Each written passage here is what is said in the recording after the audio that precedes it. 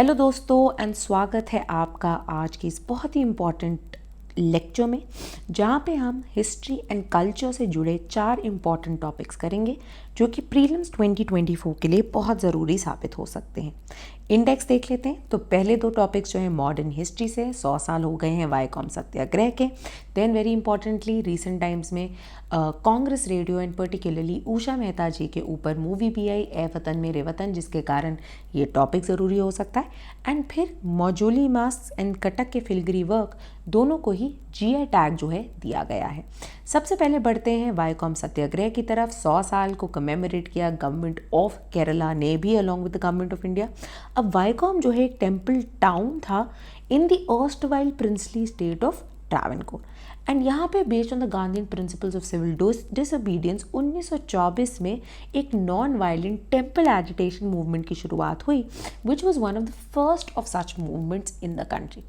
Now very importantly इसकी ज़रूरत क्यों पड़ी? इसकी ज़रूरत पड़ी थी क्योंकि लोअर कास्ट को in the region they were not allowed entry into places that were designated as being pure. तो ना ही सिर्फ टेम्पल का कॉम्प्लेक्स बट इनफैक्ट इसको सराउंड करती हुई जो रोड्स हैं वहाँ पे भी इनकी जो एंट्री है वो अलाउड नहीं थी। ना इम्पॉर्टेंटली आजकल प्रीलिम्स में क्वेश्चंस ऐसे कॉन्सेप्चुअल भी आ जाते हैं जहाँ पे ये पूछा जा सकता है कि इन सब कॉजेस में से क्या क्या ने कंट्रीब्यूट किया into the emergence of Viacom. तो इसलिए ज़रूरी है कि हम एक लार्जर कॉन्टेक्स्ट जो है उसको भी समझें। तो second half of 19th century onwards ही सीड्स ले होने शुरू हो गए थे which ended up contributing to the emergence of Vaikom Satyagraha. The first being the emergence of Christian missionaries, जिसके कारण बहुत सारे लोअर कास्ट जो है ended up converting to escape the oppressive polluting idea of caste. Secondly, reign of Maharaja Ayyilyam Thirunal Rama Varma के under बहुत सारे progressive reforms आए, including universal free primary education not just for the upper caste but even for the lower caste. As a result, not just Brahmins and other upper castes but a lot of lower castes also ended up getting educations. And इसी के कारण particularly जो एजावाज हैं one of the most educated and organized untouchable community में से एक बन गए. However, one problem area was कि government jobs were still reserved for the upper caste and dominated by the upper castes only. अब इसी के साथ साथ टेम्पल एंट्री मूवमेंट का भी जो इशू है ये काफ़ी ज़्यादा ऊपर आ गया और इसका मुद्दा सबसे पहले इजावा लीडर टी.के. माधवन ने रेज किया 1917 के एडिटोरियल में in his paper which was called Deshabhimani. Another very important fact, Deshabhimani अगर आपको पूछा जाए तो इजावा लीडर टी.के. माधवन जी ने इसकी शुरुआत की थी। तो अब ये गांधी जी की नॉन कोऑपरेशन से बहुत ज़्यादा इंस्पायर हुए थे, राइट। तो दोनों ही non cooperation plus civil disobedience movement दोनों को ही इनकॉर्पोरेट किया गया था in the temple entry movement. 1920 में इन्होंने और ज़्यादा डायरेक्ट मेथड्स को एडवोकेट करना शुरू कर दिया, जहाँ पे he became one of the first people कि जहाँ पे रिस्ट्रिक्टिव नोटिस बोर्ड लगाए जाते थे कि इस पॉइंट से आगे लो कास्ट अलाउड नहीं है। He was one of the first people to go beyond those boards.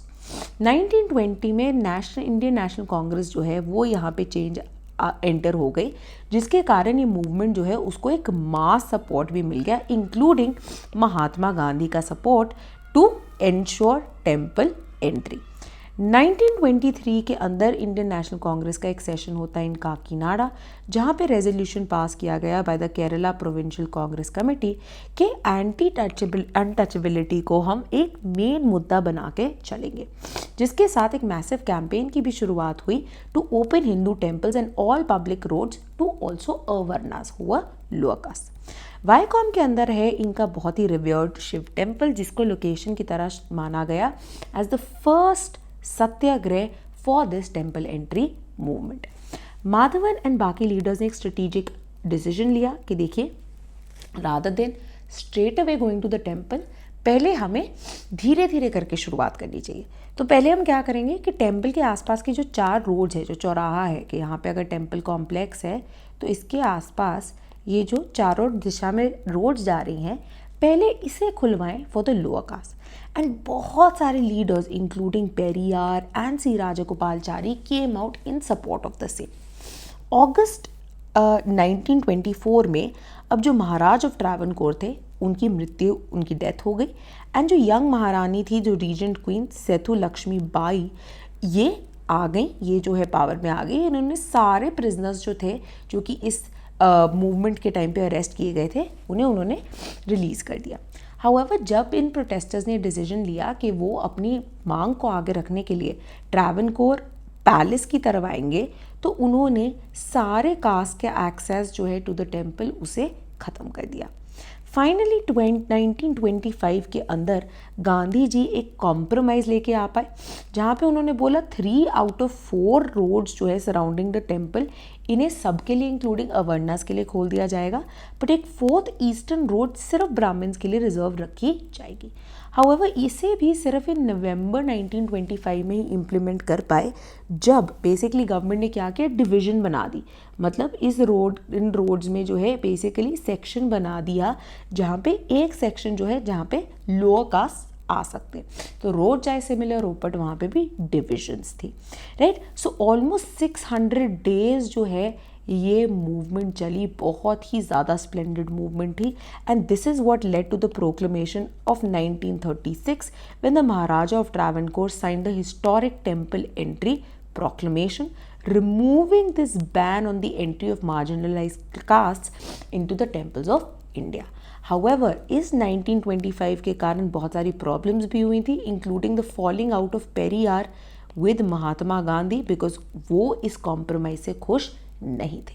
So these were certain important things about the Vaikom satyagraha. Moving on towards Usha Mehta and the Congress radio. Basically ये आता है during the last phase of the Indian national movement which was the quit India movement, जो कि 1942 के अंदर आई।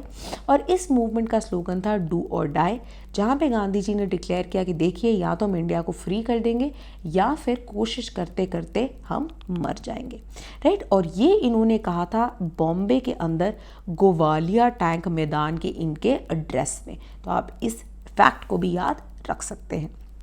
And quit India movement ने Gandhian method of civil disobedience को देखा, massive public demonstrations calling for the end of the British rule. अब हमें पता है इस दौरान ब्रिटिश जो है पहले बिलीगर थे because of the ongoing second world war, और अब एक और नई प्रॉब्लम को झेलने की उनमें हिम्मत नहीं थी, जिसके कारण उन्होंने प्रीएम्प्टिवली ही अरेस्ट कर लिया बहुत सारे प्रोटेस्टर्स को, इंक्लूडिंग कांग्रेस की सारी senior leadership, Gandhi ji, Jawaharlal Nehru, Vallabh Bhai Patel etcetera, जिसके कारण अब because of a lack of the first layer of leadership, the idea of leading the movement became more democratic and बहुत सारे younger leaders जो है now came to the forefront, including Usha Mehta, जो कि उस दौरान 22 साल की एक लॉ स्टूडेंट थी बॉम्बे में एंड एक आर्डेंट फॉलोअर थी गांधी जी की। तो अब उन्होंने क्विट इंडिया मूवमेंट को ज्वाइन करने के लिए अपनी पढ़ाई छोड़ दी, राइट। अब उन्होंने एक नॉवल तरीका ढूंढा। शी रियलाइज कि देखिए, पब्लिक जो ऐसे डेमोन्स्ट्रेशंस थी उनको लीड करना शायद उनकी उतनी स्ट्रेंथ नहीं थी। Now she found another very important लकूना। Now जो सेकेंड वर्ल्ड वॉर थी, जब वो 1939 में शुरुआत हुई, उसी दौरान ब्रिटिशर्स ने सस्पेंड कर दिया जितने एमेच्योर रेडियो लाइसेंसेस थे across entire British empire, including its colony of India. Operators को ये कहा गया कि आपकी जितनी इक्विपमेंट है उसे आप अथॉरिटीज़ को दीजिए, जिन्होंने नहीं दिया उनको बहुत मेजर पनिशमेंट दी जाएगी, राइट। तो अब उन्होंने ये एक एरिया ढूंढा जहाँ पे उन्होंने कहा कि रेडियो एक इम्पॉर्टेंट माध्यम है जिसे क्लैम डाउन करने की कोशिश कर रही है ब्रिटिश गवर्नमेंट, एंड इस रेडियो के थ्रू हम मास मूवमेंट को और ज़्यादा इनकरेज कर सकते हैं। तो उषा मेहता के साथ साथ बाबू भाई खक्कड़, विठल भाई जावेरी एंड चंद्रकांत जावेरी भी की फिगर्स बन गए in trying to organize the underground Congress radio. यहाँ पे अब एक और दिक्कत आई, रेडियो ट्रांसमिशन जो है अभी भी नई टेक्नोलॉजी थी एंड बहुत कम लोग थे जिनके पास इक्विपमेंट थी एंड इक्विपमेंट को ऑपरेट करने का नो हाउ। एंड यहाँ पे आता है एक और important figure which was Nariman printer, जिनके पास एक एमेच्योर ट्रांसमिटिंग लाइसेंस था before the second world war, and वो लेके आए सोल्यूशन। प्रिंटर ने बहुत सारे parts of the transmitter collect कर लिए थे डिस्पाइट द बैन, और इनको कलेक्ट करके वो एक रेडियो स्टेशन प्रोवाइड कर पाए। हाउएवर नरीमन प्रिंटर को लेके बहुत बार क्वेश्चन मार्क भी उठाया गया है, बिकॉज ये कहा गया है उनकी कोई एक आइडियोलॉजिकल लीनिंग नहीं थी एंड बेसिकली वो फाइनेंशियल रीजंस के लिए हेल्प प्रोवाइड कर रहे थे। Regardless of the same, because of the help provided, Congress का अंडरग्राउंड रेडियो शुरू हो गया और इसका डेली बुलेटिन आया सितंबर 3, 1942 ऑनवर्ड्स 8:45 PM पे ये एयर हो रहा था एंड शुरुआत से ही बहुत ज़्यादा फेमस रहा। हाउएवर क्योंकि अंडरग्राउंड था और ब्रिटिश क्रैमडाउन से बचने के लिए इनको कंटिन्यूसली अपनी लोकेशंस को चेंज करना पड़ा। पहली बार इनकी शुरुआत हुई सी व्यू इन चौपाटी से, जहाँ से ये मूव किए टू दी अजीत वाला और laburnum road and then to Laxmi Bhavan on Sandhurst road and Parekhwadi building in Girgaon and finally in the paradise bungalow near Mahalakshmi temple. अब फाइनली ये जो पूरा काम हो रहा था, इन्होंने लोकेशंस बहुत करने की कोशिश की, बट एंड में क्लैम्प डाउन हुआ एंड ये पकड़े भी गए एंड पकड़े जाने के बाद बॉम्बे में इन्हें ट्राई भी किया गया which led to a lot of excitement, जहाँ पे विट्ठल भाई एंड मोटवानी को अक्विट कर दिया गया। उषा मेहता, बाबू भाई एंड चंद्रकांत को बहुत ही स्टर्न सेंटेंसेस दिए गए। इंटरेस्टिंगली उस दौरान जिस जज ने प्रिजाइड किया था over the trial was justice N.K. Lokur, जो कि former justice of supreme court of India Madan Lokur जो है उनके दादाजी थे, उनके ग्रैंडफादर थे। उषा मेहता को फाइनली रिलीज़ किया गया पूना के यरवदा जेल से मार्च 1946 में एंड इनको रेडियो बैन का भी नाम दिया गया है। तो आप याद रख सकते हैं अगर क्वेश्चन आए who was the radio ban of the Indian nationalist movement, it is Usha Mehta. इनको पद्म विभूषण से भी निर्माणित किया गया by the union government of India in 1998। अब मूव करते हैं हमारे कल्चर की टॉपिक्स की तरफ। सबसे पहले आ गए हैं मजौली मास्क जो कि असम के अंदर है एंड इन्हें जीआई टैग जो है मार्च 2024 में दिया गया। इसी के साथ साथ मजौली मैन्युस्क्रिप्ट पेंटिंग जो है इसे भी जीआई लेबल दिया गया है, right. So both the Majuli mask and the Majuli manuscript painting. अब जीआई टैग बेसिकली कॉन्फर किया जाता है प्रोडक्ट्स के ऊपर जो कि ओरिजिनेट करते हैं एक स्पेसिफिक जियोग्राफिकल रीजन से एंड इनके बारे में यूनिक कैरेक्टरिस्टिक्स एंड क्वालिटीज़ होती हैं। तो बेसिकली ये ट्रेडमार्क बन जाता है इंटरनेशनल मार्केट में फॉर दीज यूनिक प्रोडक्ट्स। अब मजौली जो है सबसे बड़ा river island of the world है एंड साथ ही में असम की जो न्यू वैष्णवाइट मूवमेंट है वो भी यहाँ से शुरू हुई थी, जिसके साथ ये मास्क मेकिंग जो है एसोसिएटेड है। तो अगर आपको क्वेश्चन आए कि was the Majuli mask associated with new Vaishnavite movement, तो एब्सोल्युटली ये इसी के साथ एसोसिएटेड है। अब ये हैंडमेड मास्क है जो कि ट्रेडिशनली डिपिक्ट करते हैं कैरेक्टर्स भावनोज में, या फिर भावनोज क्या है, यहाँ की थिएट्रिकल परफॉर्मेंसेस है जो कि वैष्णवाइट मूवमेंट के डिवोशनल मैसेजेस को स्प्रेड करने के लिए इंट्रोड्यूस किया गया था under the reformer saint of Srimanta Shankara Deva, right. ये मास्क जो है gods, goddesses, demon, animals, birds बहुतों को डिपिक्ट कर सकते हैं इंक्लूडिंग रावण, गरुड़, नरसिम्हा, हनुमान, वारा सुपर्णखा, राइट, जिनको मास्क के रूप में डिपिक्ट किया जाता है। According to the application made for the patent, ये मास्क जो है bamboo, clay, dung, cloth, cotton, wood and बाकी मटेरियल्स में बनाए जाते हैं जो कि इनकी रिवरिन रीजन में मिलते हैं। सातरास, नाउ वेरी इंपॉर्टेंटली ये आर्ट जो है मोनेस्ट्रीज के साथ भी एसोसिएट किया जाता है। ट्रेडिशनली इस रीजन में इन मोनेस्ट्रीज को सतरास बुलाया जाता है, राइट, जो कि इस्टेब्लिश किए गए थे शंकरादेव एंड इनके डिसाइपल्स द्वारा। आज यही सेंटर्स बन गए हैं of these traditional performing arts, including जो कि माना जाता है बोरगीत, सत्रिया यहाँ का जो डांस है, and Bhaona theatrical performances, all of which have inspired the Majuli masks. Majuli के अंदर 22 सतरा है एंड पैटेंट एप्लीकेशन कहती है कि जो मास्क मेकिंग ट्रेडिशन है मेनली 4 मेन सतरास के अंदर है। कौन से है ये सतरा? समागुरी, नातुन सामग्री, बिहिमपुर सतरा एंड अलेंगी नरसिम्हा सतरा। तो आप इनके नाम याद रख सकते हैं, ज़रूरी है ना। वेरी इंपॉर्टेंटली पहले कृष्ण भक्ति की तरफ इनवाइट करने के लिए लोगों को इन्हें इनकरेज किया जाता था, राइट। और इन्होंने ये प्ले जो है जो भानोआ है इसे अपने बर्थ प्लेस बात्रद्रवा में प्रेजेंट किया। यहाँ पे इन्होंने 2 मास्क जो हैं वो भी बनाए, राइट, जो इनकी लीड हैं यहाँ के वन ऑफ द जो सतराज हैं उनके जो लीडर है is also a prominent mask maker, right. One of the 4 headed Brahma and दूसरे थे Garuda, right. He said that Samaguri Satra ये जो सामग्री 17 है ये है जिसके लीडर सबसे प्रोमिनेंट जो आर्टिस्ट है माने जाते हैं। ये मास मेकिंग जो है 1663 से प्रैक्टिस कर रहे हैं। नाउ मजौली मैन्युस्क्रिप्ट पेंटिंग जो है is a form of painting जो भी 16th सेंचुरी से आई, एंड ये की जाती है सांची पट या फिर मैन्युस्क्रिप्ट्स जो कि बनाई जाती है of the bark of sanchi और agar tree using homemade ink. जो अर्लीस्ट एग्जाम्पल है ये आद्या दशमा ऑफ भगवत पुराण के अंदर देखा जाता है in Assamese again by Shankaracharya, and जो अहोम किंग्स हैं उन्होंने इसे बहुत ज़्यादा इनकरेज किया था, एंड आज भी हर सत्र ऑफ मजौली में इसे पाया जाता है।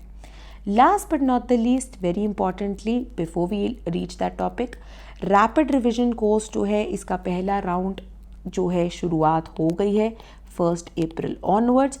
इसको आप जल्द से जल्द ज्वाइन कर सकते हैं जहाँ पे आपकी थरो रिवीजन जो है कराई जाएगी। साथ ही में आप हमारी टेस्ट सीरीज़ का भी हिस्सा बन सकते हैं या फिर हमारे जो डिस्काउंटेड प्रीलिम्स के क्रैश कोर्स हैं उसका भी हिस्सा बन सकते हैं। अगर आप 2025 की तैयारी कर रहे हैं तो हमारा political science and international relations का फाउंडेशन कोर्स जो है उसकी शुरुआत हो गई है। आप अपने नीड के हिसाब से विदाउट इवैल्यूएशन, विद इवैल्यूएशन या मेंटरशिप कोर्स ज्वाइन कर सकते हैं, एंड साथ ही साथ में हमारे जीएस कोर्स के साथ, जीएस लाइव कोर्स के साथ भी इसको कॉम्बो की तरह ले सकते हैं। अगर आप VSIR का फाउंडेशन खुद कवर कर रहे हैं तो आप हिस्सा बन सकते हैं हमारे मंथली करंट अफेयर्स कोर्स का, जो कि आपके dynamic parts of VSIR option को कॉम्प्रिहेंसिवली कवर करेगा। चलिए बढ़ते हैं लास्ट जो है मुद्दा उसकी तरफ, which is the GI tag of Cuttack का फिलिग्री वर्क। नाउ इम्पॉर्टेंटली ये जो कटक का फिलिग्री वर्क है ये बहुत ही फेमस है इस रीजन में, जिसके कारण अगेन इसे जो है एक GI टैग दे दिया गया है। ठीक है, और ये जो है कटक के अंदर पाया जाता है। इम्पॉर्टेंटली कटक में इसका एक रीजनल नाम है इन द फॉर्म ऑफ रूपा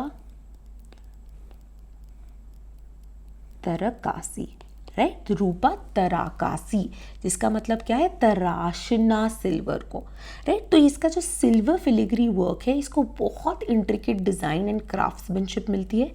उड़िया भाषा के अंदर जो तारा शब्द है इसको वायर, राइट, ये वायर के लिए यूज़ होता है, एंड कासी, कासना, कासी इज डिज़ाइन करना। ठीक है, तो आप वायर को तो पतली पतली जो सिल्वर की ब्रिक्स आती है उन्हें कन्वर्ट किया जाता है पतली पतली फाइन वायर्स में और फॉइल्स में, एंड इनको फिर ट्विस्ट एंड टर्न करके ज्वेलरी एंड शो पीसेस बनाए जाते हैं, जो कि ये फिलिग्री वर्क है या फिर जिसे हमने रूपा ताराकासी नाम दिया है। अब जो एग्जैक्ट ओरिजिन है फिलिग्री वर्क का वो एग्जैक्टली क्लियर नहीं है, बट ये माना जाता है 12th सेंचुरी के अंदर तक ये एग्जिस्ट करता था, एंड उसे काफ़ी पेट्रनेज मिली even under the Mughals. So Odia का होते हुए भी इन्हें मुगल्स ने भी सपोर्ट किया। साथ ही में जो फिलिग्री वर्क है ये बहुत ही स्किल एंड डेलिकेसी से आया है, एंड इसकी बहुत ज़्यादा आइडेंटिकल माना जाता है to the kind of work जो कि Arabia, Malta, Genoa, Norway, Sweden, Denmark and even ancient Greece, Byzantine and Eritrea के अंदर जो पाया जाता था। तो ये माना गया है कि एंशिएंट टाइम्स में जो फेनोजियंस थे, अरब्स थे, जब वो ट्रैवल करते हुए आए तो वो अपने साथ जो है ये फिलिग्री कारीगरी जो है वो लेके आए। कटक में जो वर्क है यूजुअली किया जाता है बाय बॉयज़ जिनकी पतली पतली सेंसिटिव फिंगर्स होती हैं और शार्प आईसाइट होती है, जिसके कारण वो फाइन सिल्वर थ्रेड्स को बहुत ही तेज़ी और एक्यूरेसी से बांध के ये बढ़िया फिलिग्री जो है ये बना सकते हैं। ठीक है, तो होपफुली आपको ये इम्पॉर्टेंट चीज़ें याद रहेंगी प्रीलिम्स के बारे में। अगर ऐसे और भी कई टॉपिक्स हैं जिनको आप कवर करना चाहते हैं या कोई मेन एरियाज़ हैं जैसे कल्चर के, पॉलिटी के, IR के, आप मुझे कमेंट्स में बता सकते हैं एंड इन्हें हम कवर करने की कोशिश करेंगे। This was all in class today. Thank you and see you in the next lecture.